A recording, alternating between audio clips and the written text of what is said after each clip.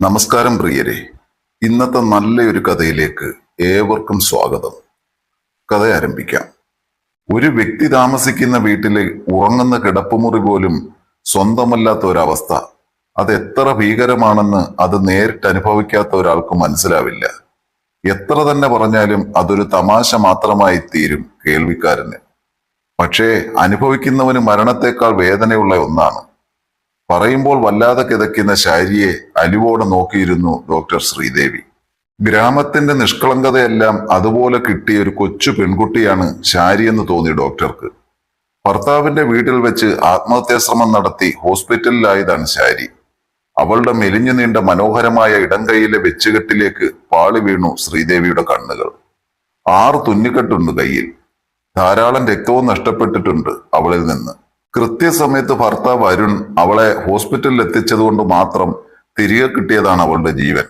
അവളെ ഇരു കയ്യിലുമായി കോരിയെടുത്ത് നെഞ്ചോട് ചേർത്തലറി കരഞ്ഞ് ഹോസ്പിറ്റലിനുള്ളിലേക്ക് ഓടിക്കയറി വന്ന അരുണിന്റെ മുഖം മനസ്സിൽ നിറഞ്ഞു ഡോക്ടറുടെ. മരണത്തിന്റെ വക്കിൽ നിന്ന് ശാരി തിരികെ ജീവിതത്തിലേക്ക് വന്നിട്ടും കണ്ണീരുണങ്ങാത്ത മുഖവുമായി തന്നെ തേടി വന്നവനെ ഓർത്തു ഡോക്ടർ. ഡോക്ടർ, ശാരി, അവൾ എനിക്ക് എന്റെ പ്രാണനാണ്. അവളില്ലാത്ത ഭൂമിയിൽ ഒരു മണിക്കൂർ പോലും ഞാൻ ഉണ്ടാവില്ല ജീവനോടെ. അത്രയ്ക്കും പ്രാണനാണ് ഡോക്ടറെ. കഴിഞ്ഞ 1 മാസത്തോളമായിട്ട് അവൾക്ക് വല്ലാത്ത മാറ്റമാണ് സ്വഭാവത്തിൽ. പഴയ ചിരിയും കളിയും ഒന്നുമില്ല.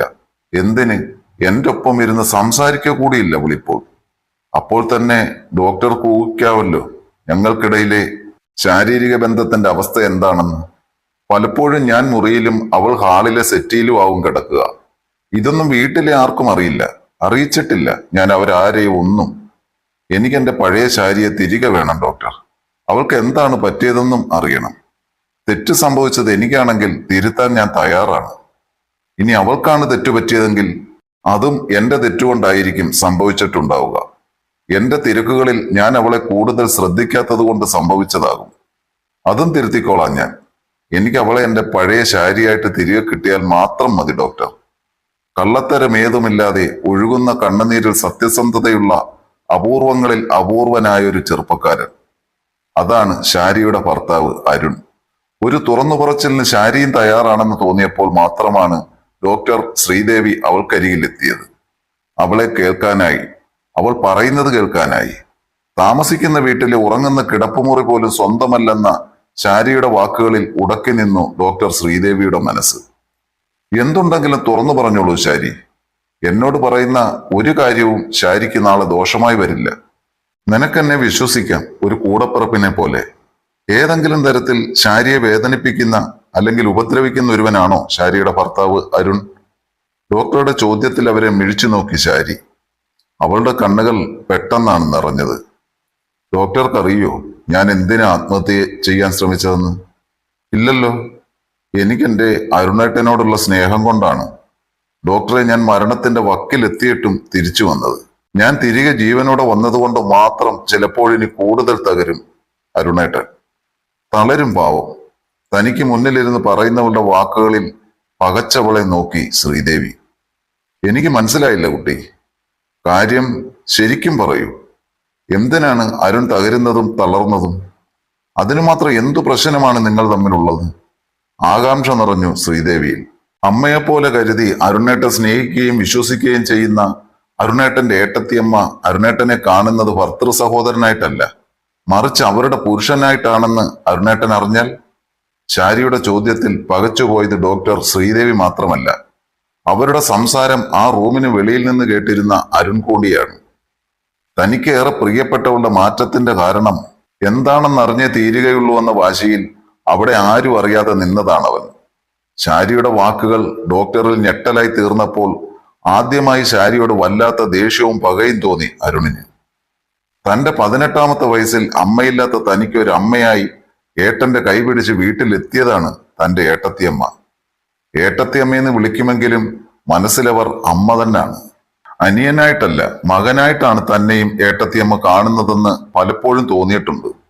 ഭക്ഷണം വാരി തന്നിട്ടുണ്ട്. വയ്യാതെയാവുമ്പോൾ രാത്രിയോ പകലോ ഭേദമില്ലാതെ കൂട്ടിരുന്നിട്ടുണ്ട്. തന്നെ ഇഷ്ടപ്പെടുന്നത് പോലെ തന്നെ തന്റെ ഭാര്യ ശാരിയെയും ഇഷ്ടപ്പെടുന്നുണ്ടവർ. അവരെപ്പറ്റിയാണിവൾ ഇത്രയും അധപ്പതിച്ച് സംസാരിക്കുന്നത്. ഇവൾ ഇത്രയൊരു മോശ സ്ത്രീയാണോ? ബന്ധങ്ങൾ മനസ്സിലാക്കാൻ കഴിവില്ലാത്തവൾ. തങ്ങളുടെ ബന്ധം മോശമാണെന്ന് കരുതിയാണോ ഇവൾ ആത്മഹത്യക്ക് ശ്രമിച്ചത്? വെറുപ്പ് തോന്നി അരുൺ അവളോട് അങ്ങേയറ്റം. ഇനി ഒന്നും അവൾ പറയുന്നത് കേൾക്കണ്ട എന്നതുപോലെ അവിടെ നിന്ന് വീട്ടിലേക്ക് തിരിച്ചവൻ. കാര്യം വ്യക്തമാക്കി പറയൂ ശാരി. അരുണിന്റെ ഏട്ടത്തിയമ്മ അത്രയും തരം താഴ്ന്നൊരു സ്ത്രീയാണെന്ന് ശാരിക്ക് തോന്നിയത് എന്തുകൊണ്ടാണ്? തോന്നലല്ല ഡോക്ടർ, സത്യമാണ്. അരുണേട്ടനിൽ അവർ തിരയുന്ന ഒരു കാമുകനെ, ഭർത്താവിനെയൊക്കെയാണ്. ആവശ്യത്തിനും അനാവശ്യത്തിനും അവരെപ്പോഴും ഞങ്ങളുടെ ബെഡ്റൂമിൽ വരും. ആ മുറിയിൽ നിറഞ്ഞു നിൽക്കുന്നത് അരുണേട്ടന്റെ ഗന്ധമാണെന്ന് പറഞ്ഞ് അവർ ആഞ്ഞു ശ്വാസമെടുക്കും. ഞങ്ങളുടെ കിടക്കയിൽ അരുണേട്ടൻ കിടക്കുന്ന ഭാഗത്ത് കയറി കിടന്ന് ആ തലയണ നെഞ്ചോട് അമർത്തി പിടിക്കുക, അരുണേട്ടനോട് എന്ന പോലെ ആ തലയണയോട് കൊഞ്ചി സംസാരിക്കുക, അരുണേട്ടന്റെ വിയർപ്പ് പറ്റിയ വസ്ത്രങ്ങൾ ആരും അറിയാതെ എടുത്തുകൊണ്ടു പോവുക, അടിവസ്ത്രം ഉൾപ്പെടെ. അങ്ങനെ എണ്ണി എണ്ണി പറയാൻ ഒരുപാടുണ്ട് ഡോക്ടർ. ശാരിയുടെ സംസാരത്തിന് മറുപടി ഏതും പറയാതെ അവളെ നോക്കിയിരുന്നു പോയി ഡോക്ടർ ശ്രീദേവി. അവൾക്ക് ഇനിയും ഏറെ പറയാനുണ്ടെന്ന് അറിഞ്ഞുകൊണ്ട് തന്നെ. ഡോക്ടർ, എങ്ങനെ പറയണമെന്ന് എനിക്കറിയില്ല. ഒരു ജാള്യതയോടെ വീണ്ടും പറഞ്ഞു തുടങ്ങിയവൾ. ശാരിക്ക് എന്തും പറയാം, പറഞ്ഞോളൂ. അത് ഞാൻ പഠിക്കുന്ന ഒരാൾ ആയതുകൊണ്ട് എന്റെ പഠനം തീരുവോളം കുട്ടികൾ ഇപ്പോൾ വേണ്ട എന്ന ഒരു തീരുമാനത്തിലാണ് ഞങ്ങൾ. അതിനായി കോണ്ടമാണ് ഞങ്ങൾ ഉപയോഗിക്കുന്നത്.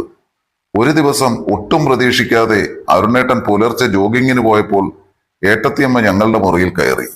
അവർക്ക് പിന്നാലെ വന്ന് ഞാൻ കാണുന്നത് സേഫിൽ ഞങ്ങൾ എടുത്തു വെച്ചിരുന്ന ആ പാക്കറ്റ് എടുത്തതിൽ ഇനി എത്ര എണ്ണം ഉണ്ടെന്ന് എണ്ണുന്ന അവരെയാണ്.